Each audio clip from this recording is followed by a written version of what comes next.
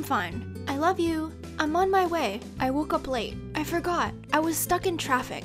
You've lost weight. These are just a few of the many lies we tell or hear on a regular basis. In fact, we've spent a lot of time trying to create new technologies to detect when lies are being told. Scientists have come up with polygraphs, voice stress analyzers, eye trackers, infrared brain scanners, and electroencephalograms to detect lies. These tools do not really have any capacity of detecting the truth or accuracy of a certain statement. Rather, it only uses a person's biological processes to detect if they are experiencing a physiological event, such as the increasing of one's pulse or blood pressure. The results of a lie detector can give numerous meanings that make things very inconsistent in detecting actual lies and do not ascend to the level of reliability required for scientific evidence in the courtroom. Fancy devices aside, there are actually some common telltale signs for lying that you can certainly use in your daily life. People around us lie on a daily basis, and we can spot fibs even when we don't have detectors. In the book The Body Language of Liars, written by Dr. Lillian Glass, a language expert who has worked with the FBI on unmasking signals of deception, it says that when you are trying to detect if someone is being deceptive, you will need to pay more attention to his or her speech patterns. A technology known as linguistic text analysis has also identified 4 such common patterns in subconscious language of deception. Liars use language as a tool to deceive and separate themselves from the lies, so it's important that we know exactly how they use it. First, according to Jeffrey Hancock, an associate professor at Cornell University, when liars make false statements, they tend to refer to themselves less. They have the tendency to write or talk about others more than themselves by using the third person to separate and dissociate themselves from the subject. They will try to blame it on other people, which makes it more obvious and also makes them sound guilty. Whereas people who are telling the truth usually use the first person perspective or I pronouns. Another sign that a person is lying is when he or she fidgets or fusses for no reason. If a person keeps on doing unnecessary movements like rubbing his hands in his lap or biting her nails, that person might be lying. Having a conscience is natural for most people, and the reason why liars are uncomfortable is because feeling guilty makes them restless and more prone to anxiety attacks. But according to Barbara Mitchell, a relationship therapist, liars only tend to be anxious if he or she is lying to someone important to them. But when they lie to a police enforcer, for example, they are able to not fidget too much. According to a study conducted by R. Edward Geiselman, a professor of psychology at UCLA, one of the most common traits that liars possess is when they repeat the question being asked to them. It is their way to buy themselves some more time in order to formulate a response or remember the details that they gave earlier. They often speak slowly to create a response while observing your reaction, and when they think that you are convinced by their answer, they will start speaking faster.